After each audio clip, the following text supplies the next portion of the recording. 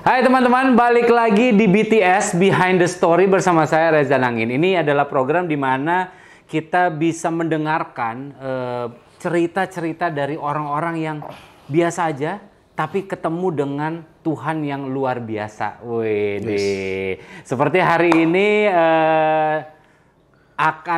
hari ini ada bintang tamu teman saya, teman dekat ya, seorang stand up comedian. Tapi nggak lama jadi stand up komedinya. Sepertinya tidak begitu lucu. Iya. Kayaknya nggak di sini jalannya. Kayaknya nggak di situ. Ada Gianluigi. Gianluigi Kristoikov. Enggak ada udah. Sampai di Uktol Kristoikov. Kristoikov aja. Gue sampai lupa nama gue. Wah, gokil. Tapi memang lo awalnya stand up comedy kan? Awalnya gue teater malah. Oh ya? Teater. Oh ya? Waktu kuliah gue teater. Kuliah teater. Di teater lah itu ya gue mengalami banyak perubahan secara pendewasaan. Wih, seru. Oke. Di teater, karena kan di teater itu... Tunggu bentar, kuliah selesai? Puji Tuhan selesai. Oh oke dong. 15 semester. Wih, berapa tahun? 7, 8. Oke. Masih dalam kurun waktunya. Masih aman. 2 kali ganti rektor. Oh iya, masa jabatan udah selesai ya? Iya. Jadi yang lucu tuh gue masuk kuliah itu ada namanya gedung serbaguna di kampus gue. Itu tuh masih gedung lama gitu. Jadi pas gue masuk, gue sempat penerimaan mahasiswa di gedung itu, beres udah mulai masuk kuliah, gedung itu direnovasi.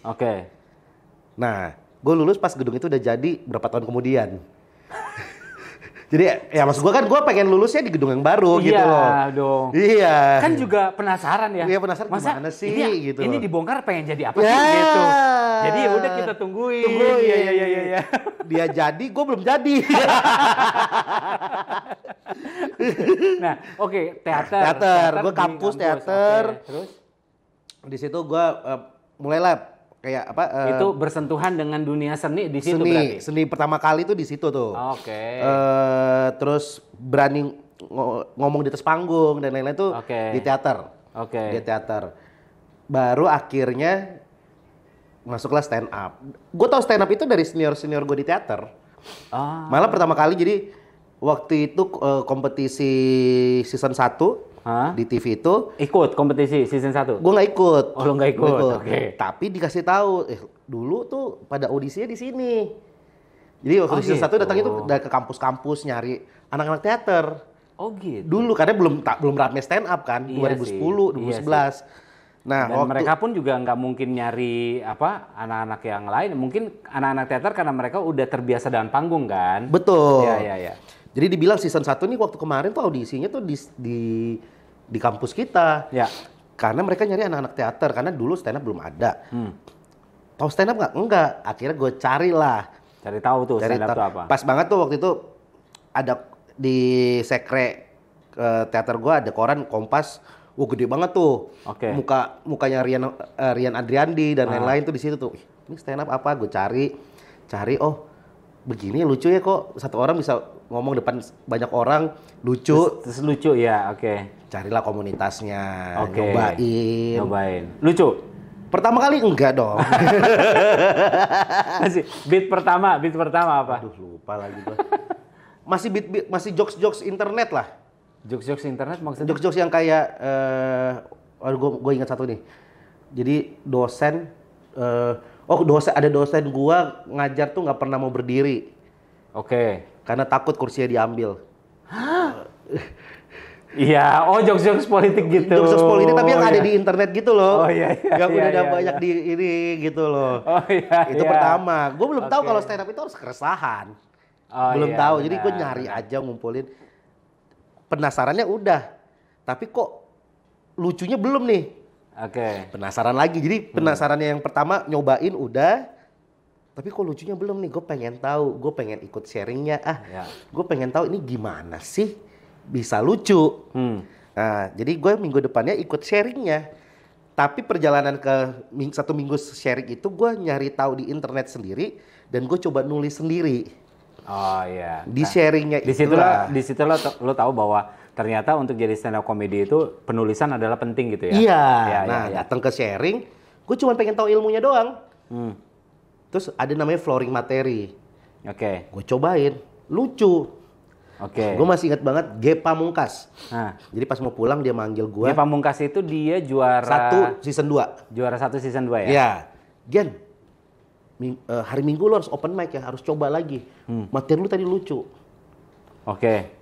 Nyobalah gue minggu lucu dan akhirnya ketagihan. Jadi yang pertama kali berjasa tuh G sebenarnya. Dapat suara ketawa tuh. Oh, kok gini ya? Kok asik ya asik gitu ya? Jadi nagih ya. Akhirnya stand up. Masuklah season 3. Lu ikutan di season 3? Sebenarnya sih ikut di season 2, audisi gagal. Oke.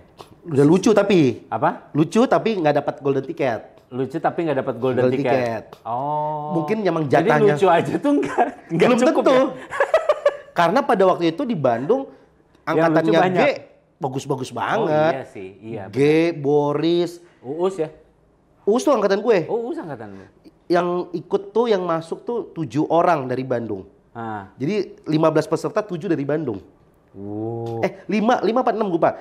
G, Randika Jamil, oh iya. Gilang Baskara, ya. Isman HS, satu lagi Randika, Boris, 5. Oh iya, Boris dulu Bandung ya. 5 dari Bandung. Jadi ya udah. Lo gagal. Season 3 ikut. Season 3 ikut. Lolos. Bahkan lolosnya itu udah di lock sebelum audisi. Maksudnya gimana? Jadi grand final season 2 bikinlah VT di Bandung karena all final Bandung. All final Bandung. Okay. G Gilbas. Bikin VT di Bandung. Ada sisi open mic-nya. Di VT itu. Di VT itu. Oke. Gue disuruh naik. Karena pada waktu itu mungkin gue lagi lucu-lucunya lah. Oke. Ada beberapa orang lah, ada Reno kalau nggak salah, ada Kang Sani. Naik tuh. Puji Tuhan ya, pecah banget. Di VT itu? Di VT itu pecah banget. Pada saat syuting pecah banget. Gue turun panggung langsung disamperin sama produser kreatifnya. Ikut ya. Gitu. Asik. Sampai H-3 tuh masih di DM. Wis, oke ikut dong. Ya, ketemu di dalam ruangan audisi ya. Jadi berarti kayak, ini nggak bakalan ya, nggak dapat golden ticket. Mungkin lah. udah ditandain, ya. Mungkin udah ditandain. Udah ikut audisi lolos, 15 besar lolos. 15 besar? Ya, maksudnya ke karantina lah, show-nya lah. Terus lu gugur di 7 besar. Lumayan lah 10 besar. Wah itu capek. Lumayan. Kalau misalnya di sekolah itu kan ranking 7 tuh tetaplah keinget sama guru. Keinget lumayan. Oke tuh, iya. Dari situ aku belajar, kompetisi itu bukan masalah lucu atau enggak, mental. Oh ya. Mental. Menarik. Mental, karena lucu tuh ya relatif lah. Lucu tuh kayaknya semua yang masuk 15 besar harusnya udah lucu lah. Tapi mental, jadi gue ngedrop itu minggu ke 10 apa ke 9, maksudnya babak 10 besar apa 9 besar gue ngedrop. Jadi ngedrop maksudnya gimana? 3 terendah. Oh, 3 terendah. Dari awal sampai babak 10 besar itu berarti mungkin 5 minggu gue nggak pernah masuk terendah nih. Oke. Tiba-tiba ke 7. Di minggu ke-7 gue masuk 3 terbawah. Oke. Harusnya menurut gue keluar. Di minggu ke-7 itu? Iya, di babak 10 besar itu harusnya gue keluar. Oke, ternyata? Jadi gue bahkan 3 tuh gue udah masuk 2 terbawah. Oke, itu 2 lo sama siapa? Ada namanya Detektif Ferry, polisi Bogor, stand up Bogor. Iya, oke. Beliau yang keluar, dia yang keluar. Oke, terus berarti lo lanjut? Gue lanjut 9 besar. Ngedon gue. Ngedon maksudnya mental ya? Mental kayak langsung kena mental ya? Kayak harusnya gue pertama karena nggak lucu, kebawa-bawa gitu loh. Gue sampai mimpi gue stand up di Usmar Ismail di tempat gue show itu. Nggak ada yang ketawa.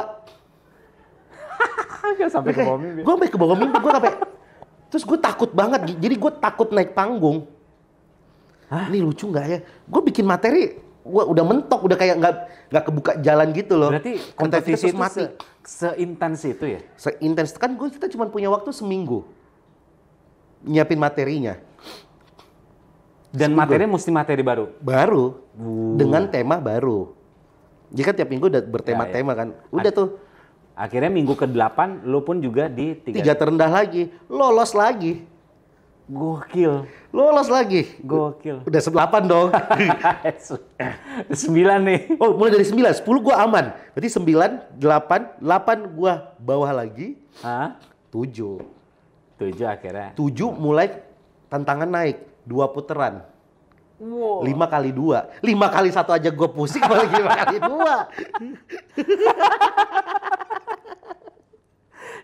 5 kali 1 Dan aja. 7 itu udah sampai ke bawah mimpi ya, 5 kali. 7 itu udah jagoan. Enggak, 15 besar itu udah jagoan. Menurut gue ya. 7 berarti kan makin udah terbiasa panggung, makin udah dapat perhatian penonton.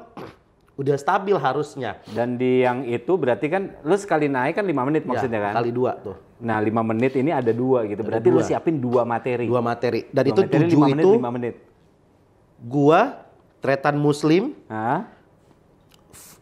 Benedion, Alfi Sugoi, Babe Cabita, Ari Kriting, sama Viko Fariza. Wih. Jagoan-jagoan semua. Itu akhirnya season itu dimenangin sama Viko ya? Almarhum Babe. Oh iya Babe. Almarhum Babe. Babe pertama, Viko kedua. 2, 3 Ari Kriting, 4 Benedion, 5 Alfi Sugoi. Iya 5 Alfi. Jadi 7 ini tuh udah, menurut gua udah, kalau orang bilang semifinal tuh 7 besar, 10 besar udah semifinal. Menurut gua udah semifinal, jagoan semua. Iya, lu bisa bilang kayak gitu karena ada lu kan, maksudnya. Wah 7 besar semifinal. 5 bahkan 15 besar itu udah. Karena di angkatan gua itu adalah orang-orang yang lagi jadi local heroes di komunitasnya. Iya. Tapi ini orang-orang Uus. Iya. Nah, ini 1 sampai 7 sih jadi semua kalau dilihat. Malah menurut gua season 3 itu semua finalisnya sampai hari ini masih di entertain. Iya, masih ada. Reno masih ada di 8 Reno. 8 Reno. 9 gue lupa. Samia Syahrini ya? Bukan, beda itu. Beda. Maaf. Bukan. Maaf. Yang 10 itu dari Bandung juga, tapi bule, Ellison bule Bandung. Tapi dia di Inggris sekarang. Oke. Inggris. Tapi sampai yang 15 itu semua masih di entertain. Oke. Dan season 3 gue itu ada season yang paling 4 peak, tapi di sini tuh udah pecah telurnya stand up di Indonesia tuh season 3. Gue sampai dibikinin tour. Kita semua tuh dibikinin tour. Season 3 sih pecah sih karena memang hype-hype-nya pun juga lagi pucuk-pucuknya ya kalau misalnya. Usmar Ismail itu sistemnya shift-shiftan, Pak, nonton. Goks. Kan acara 4 jam, shift-shiftan 2 jam 2 jam. Orang nggak habis ya, orang nggak habis. Enggak, ngantri. Orang nggak habis ngantri. Terus cara nontonnya itu ngambil tiket di Gedung Kompas. Oh jauh dong. Ngantri, Pak. Habis itu ke Usmar Ismail. Iya, Hamin berapa jadi kayak rebutan tiket war.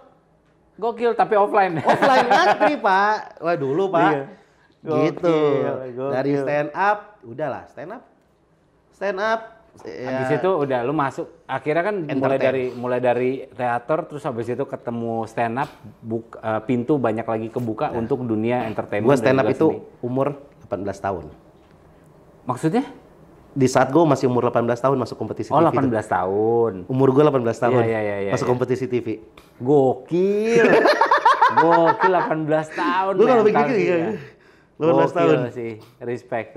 Wah gila 18 tahun menghadapi crowd yang kayak gitu ya. 18 tahun. Di saat gua itu gue di Bandung tuh salah satunya karena diusir dari rumah juga. Tunggu bentar. Lu ke Bandung karena lu diusir dari rumah. Salah satunya karena diusir dari rumah. Apa bokap tiri gua. Oke. Gua nggak tahu masalahnya apa, tapi yang gua masih ingat adalah gua kejar-kejaran parang aja pokoknya. Hah? Tunggu. Kok seru nih? Tunggu bentar. Jadi kan lu keluar dari rumah karena diusir sama bokap tiri lo. Jadi emang pas banget gua kuliah di Bandung. Gua baru mau kuliah di Bandung nih. Ini berarti artinya kan bokap sama nyokap cerai, terus nyokap gue nikah. Oke. Gue tinggal sama nyokap. Emang dari awal tuh, bukan dari awal, di pertengahan pernikahan tuh gue mulai nggak akrab sama bokap tiri gue. Mungkin kalau ini sekarang gue bisa ngomong kayak gini karena gue udah gede ya. Saya udah tua gitu, jadi gue bisa menilainya dulu. Mungkin karena bokap gue kaget, dia punya anak juga, tapi masih kecil. Sedangkan nyokap gue nikah sama gue tuh umur 6 SD gue. Berarti udah SMP lah, udah mau SMP. Jadi dia kaget kali, mungkin tiba-tiba wah anak cowok gede gitu loh. Iya. Cara nanggepin apa? Gimana sih? Ego cowok sama cowok. Masuk SMP puber, kan. Iya. Nggak ketemu. Berantem di sana. Puncaknya yaitu gua emang masuk ke kuliah di Bandung, tapi masih kelas 3. Akhir kelas 3 udah lulus tuh. Kan masih nunggu tuh berapa bulan kan buat masuk kuliah kan. Berantem gua. Gua lupa gara-gara apa gua. Pokoknya dikejar-kejar parang terus diusir dari rumah. Kok bisa? Maksudnya apakah parang ini golok? Ada di setiap sudut rumah atau bagaimana maksudnya? Emang jualan sih. Tiba-tiba ya. Memang toko parang. golok kayak buat masak apa potong pohon atau apa gitu. Iya, itu. Berarti udah parah banget lah istilahnya. Oh, emang udah parah banget. Abis itu gue tuh baru balik ke rumah, bener-bener balik ke rumah itu 5 tahun kemudian. Jadi waktu selama kompetisi, nyokap gue tuh yang nyamperin gue ke karantina atau nyamperin gue ke... Itu nyokap? Iya. Okay. Jadi selama gue di Bandung tuh gue gak pernah balik ke rumah. Gue balik ke rumah itu ketika nyokap gue cerai lagi udah. Akhirnya yang ini pun juga udah selesai sama bokap Jalil pun juga udah ya? Oke. Nah itu, jadi gue 18 tahun mencarilah jati diri di Bandung, ketemu stand up, di sana gue banyak belajar, ya kompetisi di umur 18 tuh gue tuh. 18 tahun masuk 7 besar stand up comedy season 3. Ya kan? Yang dimana artinya semua mata tuh udah banyak mata yang udah tertuju sama lo lah. Pada waktu itu stand up lagi puncak-puncaknya. Ya kan orang-orang yang masuk 10 besar, komika-komika yang masuk 10 besar itu pun jadi idola banyak orang gitu. Tur ke 10 kota.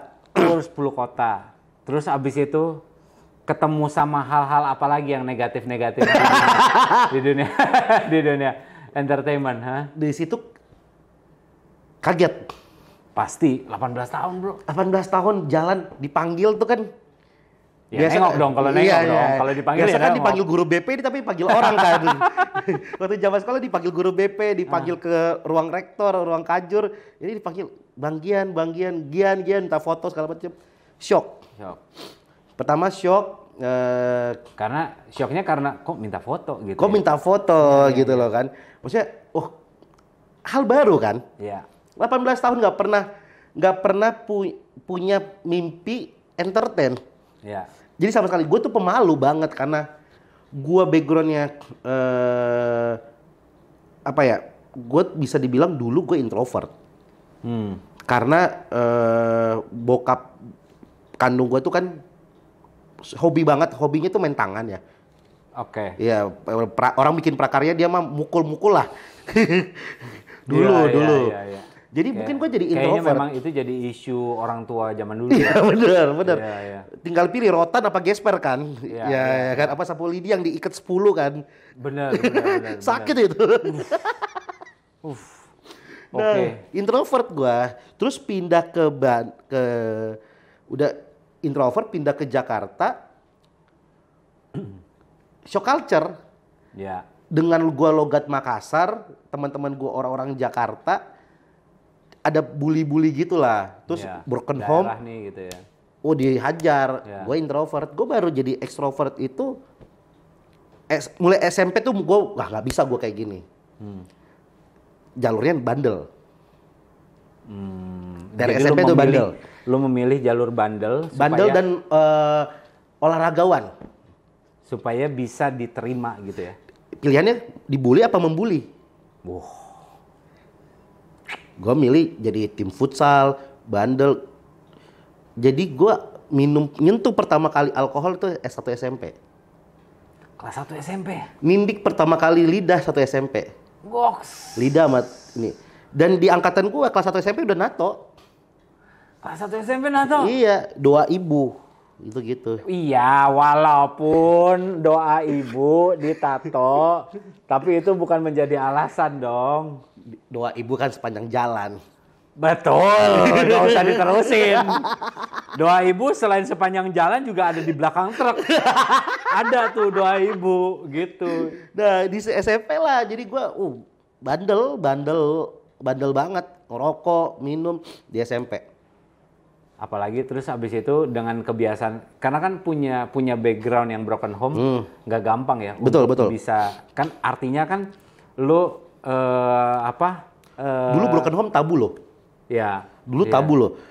Benar. Jadi malu ya. Jadi kalau lucu banget ya. Pas 6 SD tuh gue kan pindah sekolah di Jakarta nih. Maksud gue tuh gue pengen open minded gitu loh, kayak membuka. Guys, gue broken home.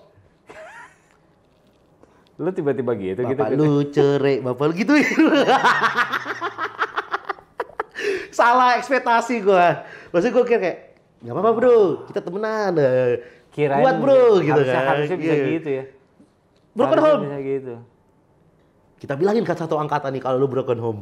Gitu. Jadi gue bayangin, gue kelas 6 SD tuh harus ngangkat tas temen gue 10 orang ke kelas, ke lantai 2. Biar satu sekolah ini nggak tahu kalau gue broken home. What? Karena kalau gue nggak menurut, mereka bakal ngasih tahu satu sekolah ini gue broken home. Dan gue situ kayak, wah ini hal tabu ya, nggak boleh orang tahu ya. Berat ya.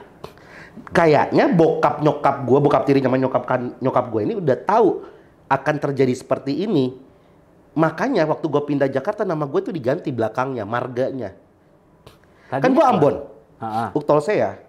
Oh, Uktolsea, oke. Di ijazah SD gue sama SMP itu marga Batak, Girsang, Simalungun.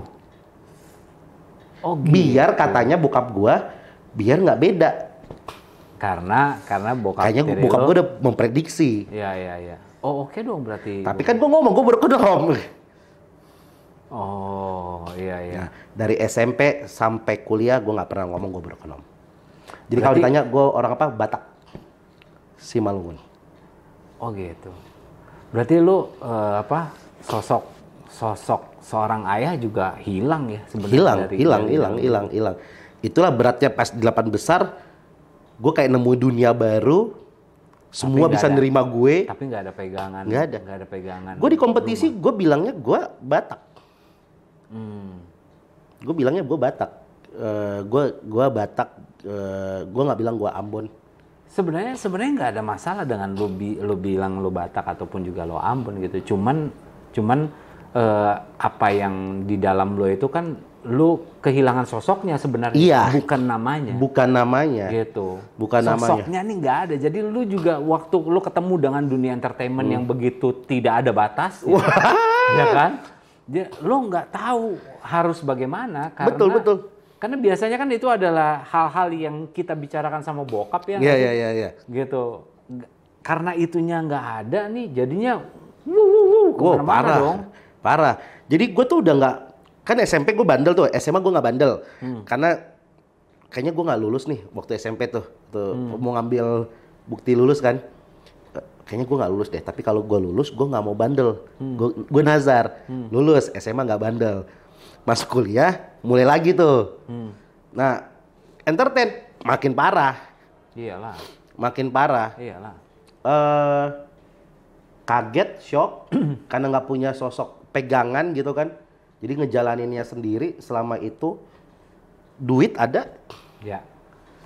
Itu yang membuat gue jadi kuliah jadi lama karena gue kok nyaman di sini ya.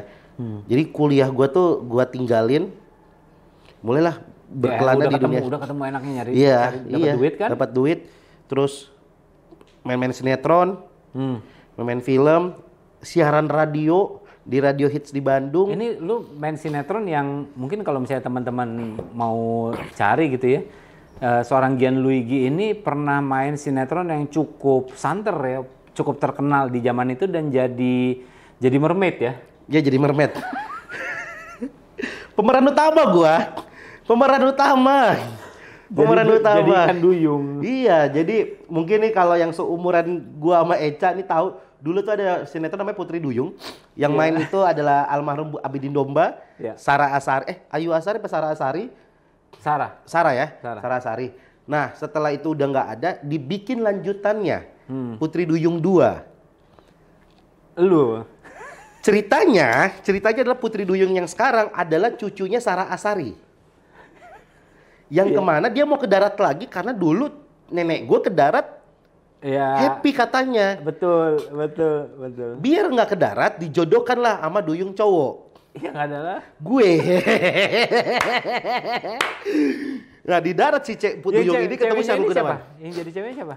Gue lupa namanya, tapi dia tuh lagi terkenalnya karena GGS. Bule-bule gitulah. Oh, oke.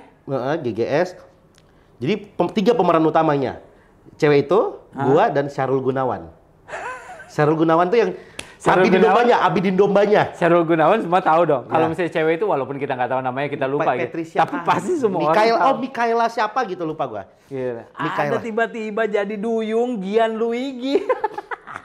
Gua ini ceritanya duyung kerajaan lain. Anak raja. Memang lain sih. Iya. Jadi gua ngejar ke darat. Oh, lo ngejar ke darat, punya kesaktian gitu-gitu loh. Main sinetron itu agak itu ya sinetron stripping tiap hari. Yoi.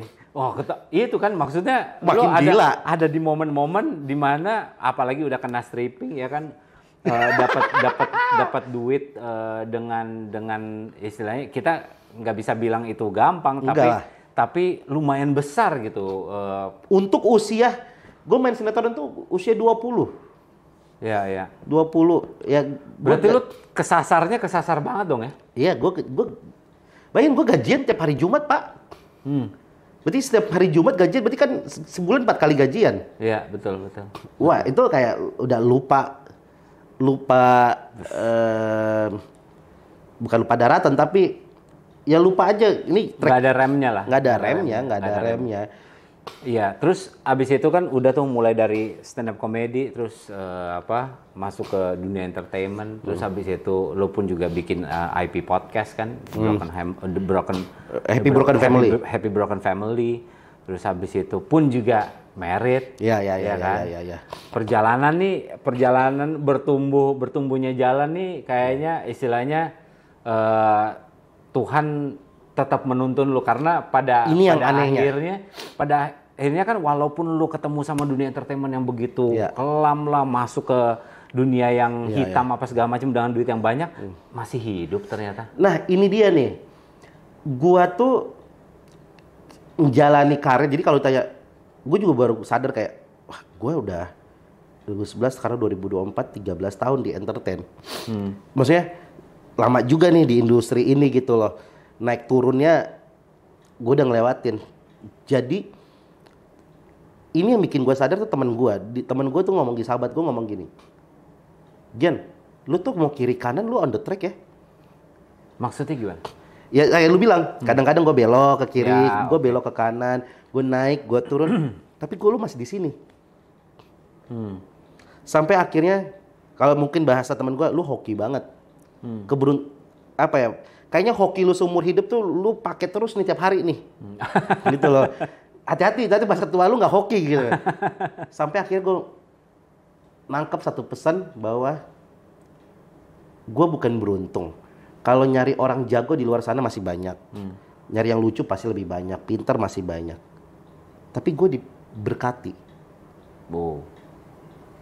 Gue diberkati. Dan gue dipilih. Di momen apa lo tahu bahwa kayaknya semuanya ini untuk Tuhan deh gitu? Di momen apa lo mengerti bahwa kayaknya nih semua yang gue udah lakuin kemarin-kemarin itu sia-sia deh? Kayak gue mesti tahun lalu gue ngerti bahwa hidup gue ini selalu dituntun Tuhan. Dan itu gue selalu diingetin sama nyokap gue. Nak, kamu di titik ini karena Tuhan. Dan gue sadar karena gue ngedrop dan gue punya template. Gue kalau lagi drop, anjir ini kerjaan kok nggak ada. Aduh ini gimana nih nanti ke depannya. Gue doa atau gue ke gereja. Hitungan hari, buka lagi pintu-pintu yang lain. Wow. Jadi Tuhan tuh udah lama nih, tutup nih jalan. Pasti datang nih gue nih. Buka lagi. Iya. Itu tuh gue udah mulai sadar waktu mulai di Bandung tuh pas yang mungkin gini ya, gua lurusin nih. Iya. Maaf, Tuhan kan bukan doorman ya? Iya, doorman. Yang buka dulu deh, buka. Tutup lah buat dia. Nggak ada kayak gitu. Mana ada? Maksudnya kayak gue disentilnya tuh lewat apa yang gue alami. Ya, kadang Tuhan biarin itu terjadi sama lo biar gue balik. Untuk supaya iya. Ingat Gian, ingat nih semua yang lu dapat nih gue yang kasih. Iya. Wow, dan itu gue selalu balik. Gue selalu balik. Berkali-kali. Nah, menariknya adalah lu nurut. Gue nurut. Yes. Gue sampai ada satu momen 2021 2020 di tengah lagi jatuh-jatuhnya gue bangun tidur, gue kangen gereja. Apa yang terjadi? Maksudnya di 2020 itu apa tuh? Apa yang lagi lo alamin sampai lo bisa pisah sama istri? Oke, itu setelah berapa? Gue nikah 2 tahun pernikahan. 2 tahun. Gue pisah sama istri. Kita di project yang sama. Ya. Kita di project yang sama. Materi habis. Mobil gue diambil leasing. Oke. Mobil gue diambil leasing. Duit habis semuanya. Gue bangun tidur gue kabur ke Bandung. Itu anak berarti masih bayi. Emily ya? Emily masih bayi. Gue bukan tinggalin. Gue nggak pernah masuk kerja. Oke. Kalau ada meeting gue baru ke Jakarta, terus balik lagi ke Bandung.